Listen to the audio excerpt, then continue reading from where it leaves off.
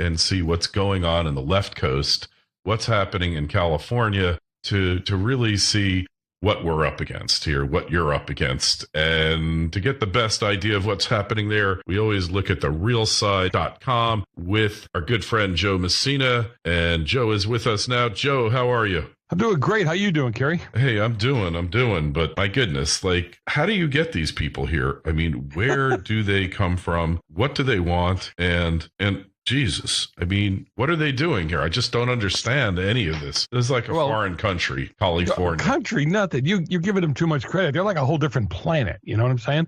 When it comes to California, Trump comes into power. They're not going to do anything he says. They're going to fight him around every corner. He's not their president. They want to do Cal exit. Oh, and by the way, will you send us $100 billion because we don't know how to manage money? Think about that. It's like your 17-year-old yelling at you and screaming at you on how you've ruined their lives. They walk out the door and come back in and say, can I have $50 to go to my friend's house? Like, hello, really? I know you and I were talking about this earlier, how that we've been taxed for infrastructure repairs. We've been taxed to have the dams fixed and all of that. So the money went to different areas because, hey, we weren't going to have to fix the dams. We weren't going to get rain for another 30 years, right? Mm-hmm. And now we had the deluge of rain. It's the worst it's been in a couple of decades. And they're expecting more. Actually, today they're expecting another major rainstorm. And guess what? They can't fix the dams because they have no money.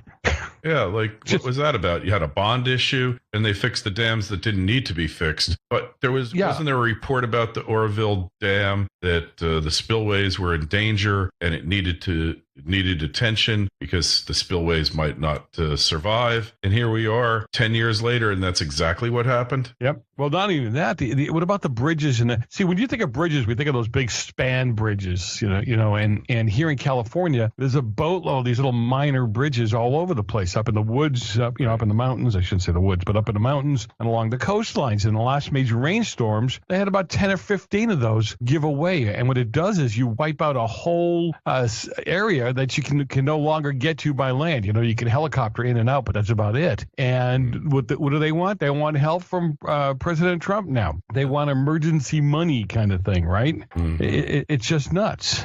Well, we should all subsidize California because you guys are so responsible and you spend your money so wisely. But you just legalize marijuana. Take the tax money from that. Spend it on any day now, right? It's going to be a tax windfall. Yeah, well, you say that, right? You think about what happened in Colorado and the problems they're having there, but come back to California for a second. Again, what was it? You and I talked about this before. We make up 16% of the country's population. We make up 31% of welfare money, right? I mean, come on, give me a break, will you? And we want more help because we add so much to the economy, according to Jerry the Bonehead Brown. Yeah, well, my words, not yours. Yeah, it's just amazing. It is amazing when you look at it. You just can't believe that the state could get in that situation. It hasn't even been that long, When was Pete Wilson governor? Was it 25 years ago? Yeah, he had his little issues too to speak of, but even so, not like this. I mean, Jerry didn't like infrastructure in the 70s. He didn't like him again when he got in his first term, and now all of a sudden we need infrastructure repair. Well, it truly is. This is not a joke. It truly is crumbling at this point in time. Yeah, that's for sure. And his father, Edmund Brown, was a major, and he was Democrat too, let's face it, but he was a major proponent of infrastructure. Many of the dams that are now falling apart and the bridges and the aqueducts were built by Edmund Brown. Now, how do you square that? Obviously, he was a guy who never listened to anything his father said, right? Well, his dad was the establishment. Remember, this was, we call him Governor Moonbeam for a reason. This was the guy that was, Linda Ronstadt. Remember, he was dating Linda Ronstadt when he was governor of California because he was so groovy, Yeah. Can I use that term still? Yeah. Yeah, well, it was appropriate back then. I don't know about now.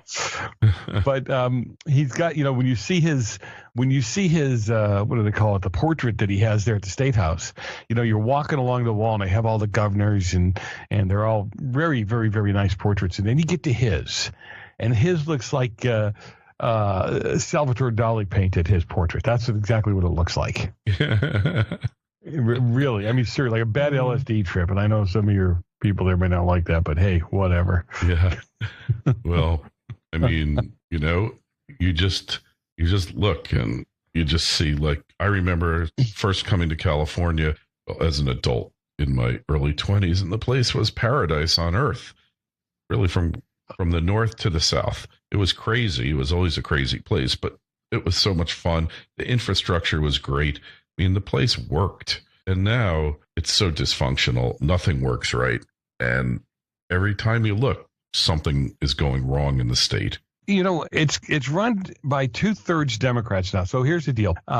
California, now that they have 2/3 of the Dems run both houses, they can pretty much pass anything. They do not need a Republican because it requires 2/3 to vote to raise taxes. And so they'll do whatever they darn well want to please. And I was telling you, now they're pushing through a bill. The Republicans can't stop or get in the way to allow 17-year-olds to vote. Now here's a group of people who probably haven't graduated from high school yet. They're still under the influence of these very, very liberal teachers. They can't enter into a contract. Think about that. They can't even buy their own cell phone and enter into a monthly contract for a cell phone, but they can go vote for their elected officials. It's just amazing to me. So we don't care about anything. So now we're going to have 17-year-olds that can vote. We'll have inmates that are able to vote. We'll have illegals that are able to vote, and dead people. The Dems will never lose power in California.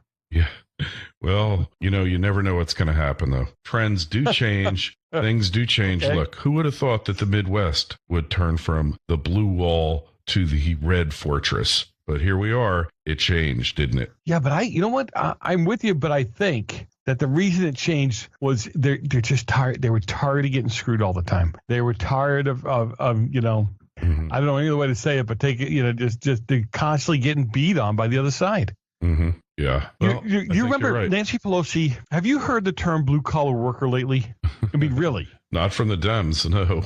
Okay. So last year, there was a flip. You and I even talked about this last year. I said, It's really interesting. They've dropped the term blue-collar worker, and now they're calling them low-information voters. And she's saying that these people don't get the news. They don't get information. They get what they get out of their conservative programs, and they're out tilling the field, so they don't really read much. They don't get much information. I'm thinking, they're losing they're losing their foundational blue-collar worker. And instead of admitting that they can't get their message across, they're just calling them stupid. I mean, in essence, are they not? Yeah, no respect, and they're bitter clingers that cling on to their guns and their religion, and so no wonder, right? No wonder. Yeah, I agree. Anyway. So, but yes, when there's a collapse in California, which is kind of inevitable. I mean, California is like $1 trillion or $2 trillion in debt, isn't it? Yeah, they have 200. What the heck was it last time I looked? It was $274 billion in pension debt. Yeah, they're 200. It's outrageous, out of control.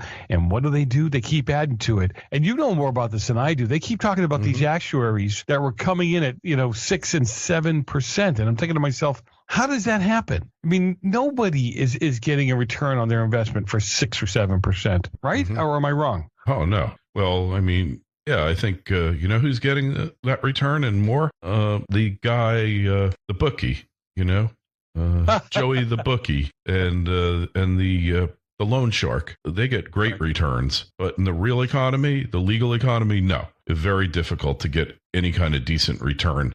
Unless you're psychic, right. Precious metals been going up a little this year, but they're not really up from last year per se. Probably this year later they'll be going up. I don't tell people what to buy or anything like that, because I always say, if you listen to my investment advice, I guarantee you will lose money, at least in the short run.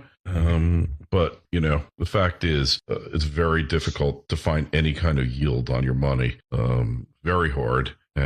But California, through the miracle of financial alchemy, is basically insolvent, and they don't even have a lousy couple $100 million to fix a dam that has 50% of LA's water, right? Yeah, well, they're asking for I think they're asking for $1 billion from Mr. Obama. And I'm thinking to myself, Mr. Trump. Yeah, Mr. Trump. Oh my God. Yeah. Ex-President Obama. That's what I meant to say. Yeah. That's my new mantra, by the way, on Fridays to get people through the weekend. I say, look, you just keep, you get to clear your head and just breathe deep and say ex-President Obama. You'll feel so much better. You really will. It's just amazing. But, so we give them money to fix the dams. They don't fix the dams. They divert the money somewhere else. We give them money to fix the roads. They divert that money. And that money was supposed to be untouchable. Okay. So the money that they were taxing us to fix the highways was untouchable. And the only way they could divert it or / borrow it was by 2/3 of a vote of the legislature. Well, guess who has control of 2/3 of the vote of the legislature? The Democrats. Right. So there's no money to fix the roads. There's no money to fix the dams. There's sure as heck no money to pay the pensions. And that's the other funny thing about it is you always hear when Mr. I want to call him Governor Moonbeam, but when Mr. Brown speaks, he always talks about how solid the economy is in California, how great things are going. And I'm reading articles about companies that are leaving. I think you have Hard East out there. I mean, here it's called Carl's Jr. They're moving their headquarters. 9,000 people are moving out of state because they can't put up with the regulations here in California anymore. Yeah. So companies are fleeing and taking jobs with them. Oh, yeah. Yeah, I'm sorry. I got two numbers. They've taken 3,000 employees with them. We've lost 9,000 companies in the last 5 years out of California, gone to other states. Companies. Texas, 9,000 companies Florida. have left the state, huh? What's that? 9,000 companies have left the state? They've left the state in the last 5 years. Bulk of them going to Texas, Arizona, Florida, those areas, and all over regulation. All of it is over, employee and business regulations. Well, look at the bright side. At least they legalized marijuana, so you will have one industry left. Well,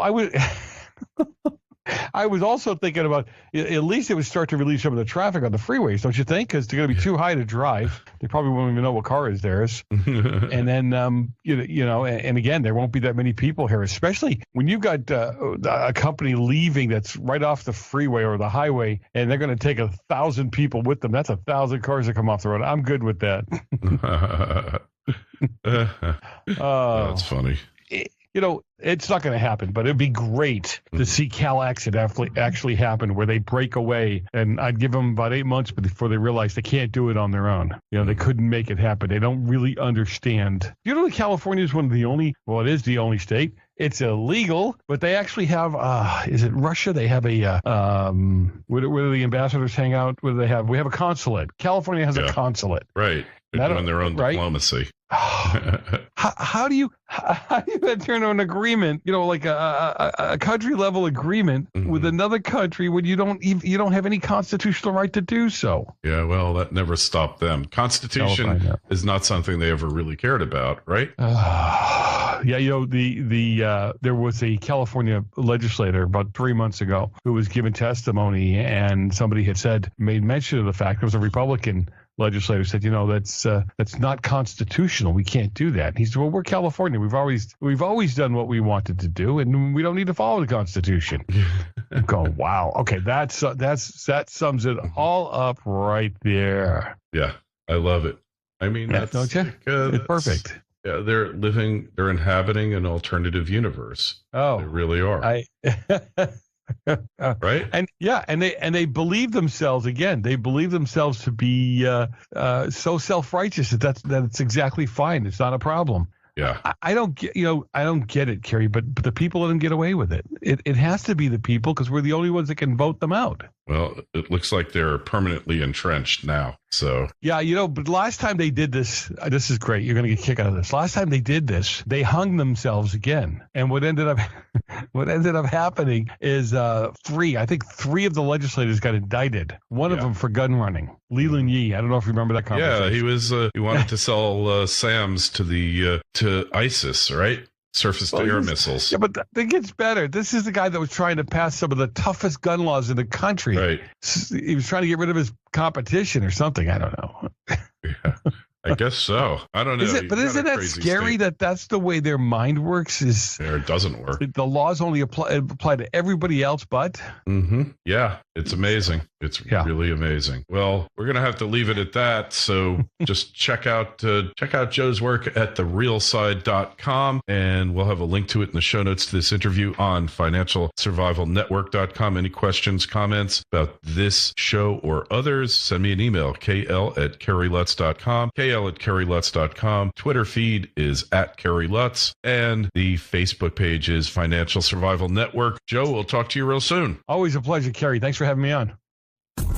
FSN Radio. It's all about what's next. Go to financialsurvivalnetwork.com and sign up for your free weekly newsletter. You'll also get 3 free reports. The Financial Survival Network.